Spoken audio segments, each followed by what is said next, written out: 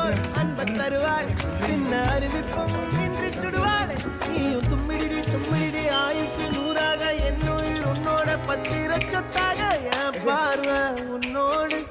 உன் பொம்மை கண்ணோடு பேசாமல் விண்ணோடு நாம் மிதந்து போவோம்